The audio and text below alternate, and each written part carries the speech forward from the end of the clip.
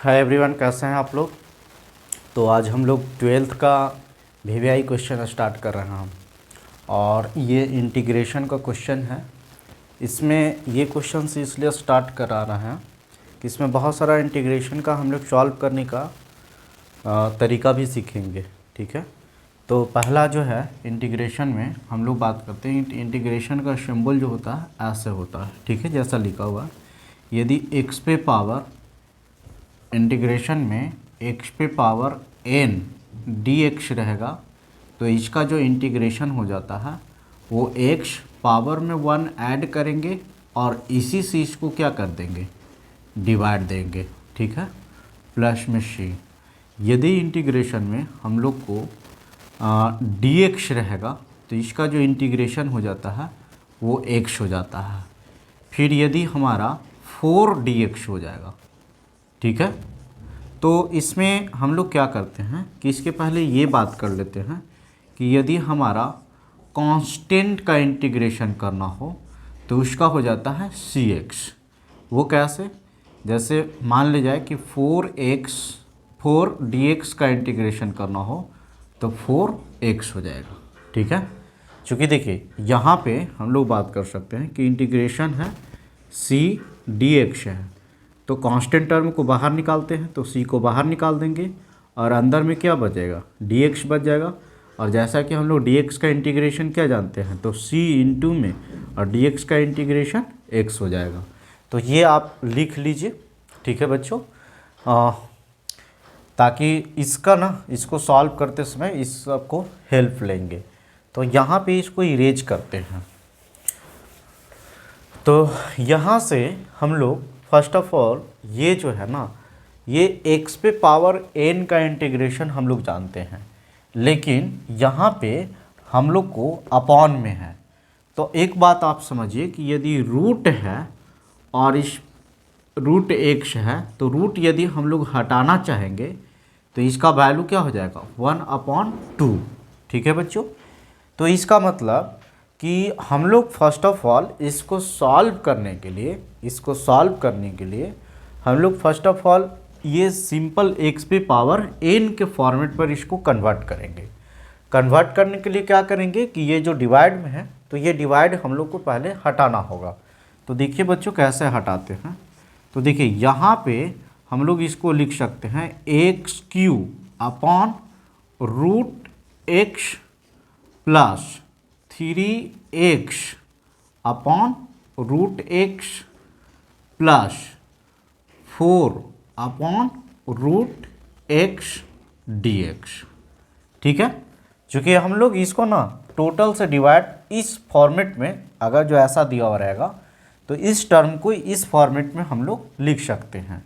अब देखिए अगर जो यहाँ से क्या है कि x पे पावर m है और डिवाइड x पे पावर n है, यानी बेस सेम है और पावर डिफरेंट है और वो किस में है, डिवाइड में है, तो हम लोग उसको क्या करते हैं कि x और इस पर पावर में से सब्ट्रैक्ट कर लेते हैं, यानी बेस वही लिखते हैं और पावर में इसको क्या कर देते हैं, माइनस करते हैं।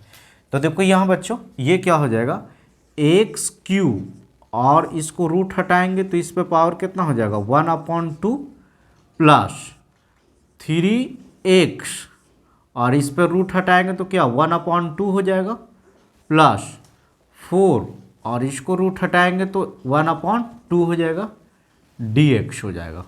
तो देखिए यहाँ पे बेस सेम है, पावर डिफरेंट है, तो इसमें से इसको क्या होगा, पावर में सब्ट्रैक्ट करते हैं। तो इसका मतलब कि इसको जो है वो 3 में से हाफ सब्ट्रैक्ट करेंगे। तो देखिए 3 में से हाफ सब्ट्रैक्ट करेंगे तो 2 हाफ बच जाएगा। इसका मतलब हम लोग 5/2 लिख सकते हैं। ठीक है बच्चों, तो नहीं समझे, जैसे देखिए सिंपल तरीके से इसका 2 का एलसीएम 2, 6 2 जा 3 2 जा 6 -1 यानी 5/2। तो इसका मतलब देखिए ये बेस दोनों का सेम था, पावर डिफरेंट था, तो सब्ट्रैक्ट किए तो इस पे पावर कितना हो जाएगा, 5/2। ठीक है, प्लस अब यहाँ पे देखिए 3 तो कांस्टेंट है। अब ये देखिए बेस, ये बेस दोनों सेम है, पावर इस पे कुछ नहीं है तो 1, तो 1 में हाफ सब्ट्रैक्ट होगा तो कितना बच जाएगा, हाफ बच जाएगा, तो इसका मतलब ये हो जाएगा। अब इसको हम लोग क्या लिख सकते हैं कि 4 कांस्टेंट है और ये कुछ नहीं है, तो इसको हम लोग ऊपर में फॉर्मेट में लिख सकते हैं -1/2 dx है। ठीक है बच्चों। तो अब देखिए कांस्टेंट, तो कांस्टेंट जब आता था तो कांस्टेंट टर्म को हम लोग क्या करते थे, बाहर कर लेते थे। तो इसमें भी वैसे ही करेंगे कि फर्स्ट ऑफ ऑल जैसे इसमें कांस्टेंट नहीं है तो x और इस पे पावर कितना 5/2, पहले dd लगा के सबको अलग कर लेते हैं। ठीक है, तो ये जो हो गया वो 3x पे पावर 1/2 dx।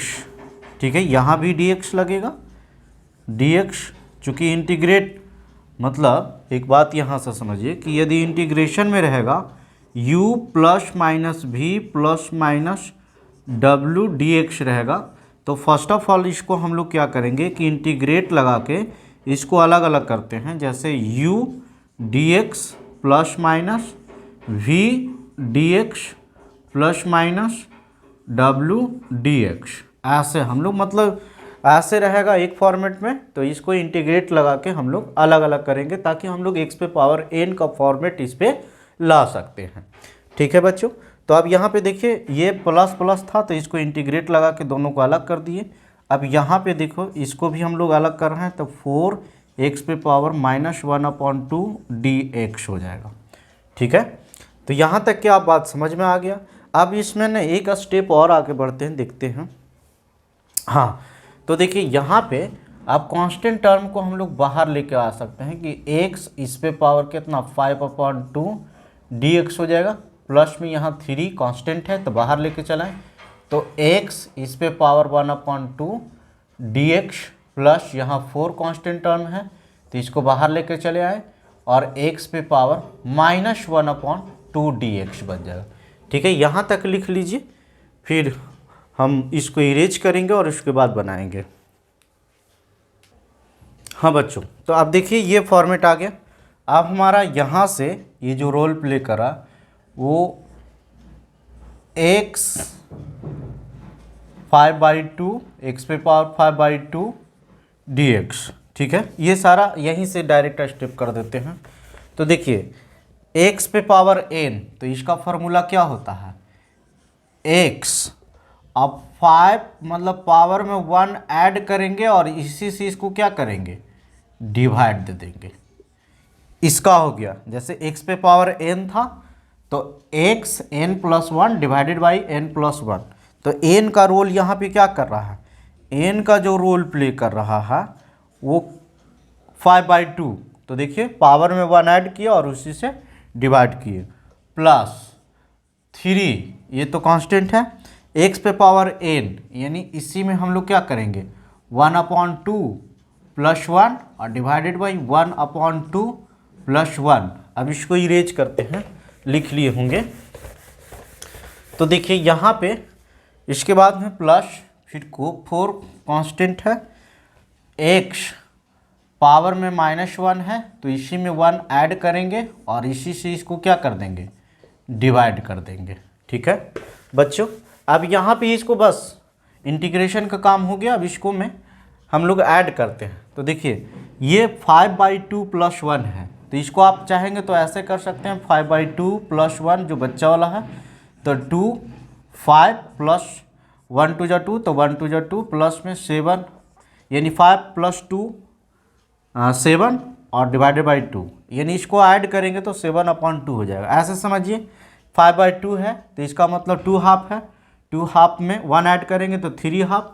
3 हाफ कैसे लिख सकते हैं, तो 7 का हाफ है, यानी 7 को 2 से डिवाइड देंगे तो 3 हाफ हो जाएगा। तो इसका मतलब x पे पावर कितना आ गया 7/2 और डिवाइडेड बाई इसको भी ऐड करेंगे तो वही आ जाएगा प्लस 3 इंटू, अब देखिए ये हाफ है, इसमें 1 ऐड करेंगे तो 1 हाफ है, और 1 हाफ कैसे लिखेंगे 3, 1 हाफ कितना का हाफ है 3 का हाफ है, तो 3/2, इसका भी कितना हो जाएगा 3/2।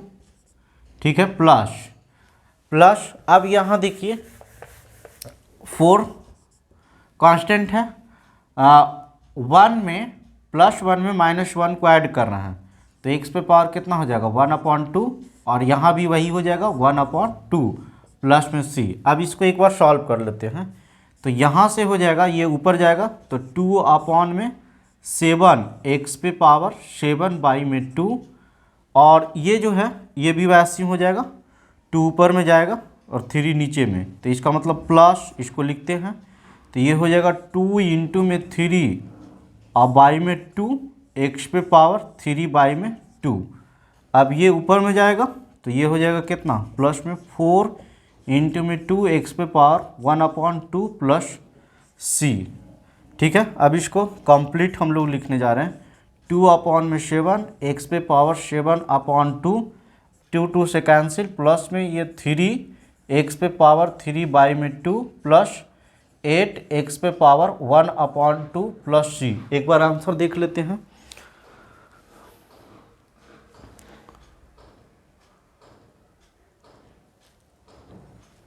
एक मिनट, हाँ थोड़ा सा मिस्टेक है। देखिए बच्चों, यहाँ पे ये जो ये है ये जो हो जाएगा, देखिए ये 2 ऊपर में जाएगा तो 3 इंटू में 2 डिवाइडेड बाई 3, तो 3 से कैंसिल हो जाएगा, तो यहाँ क्या बच जाएगा, 2 बच जाएगा।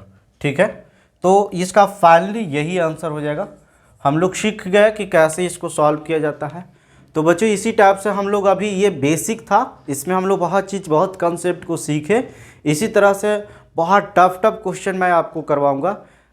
Thank you.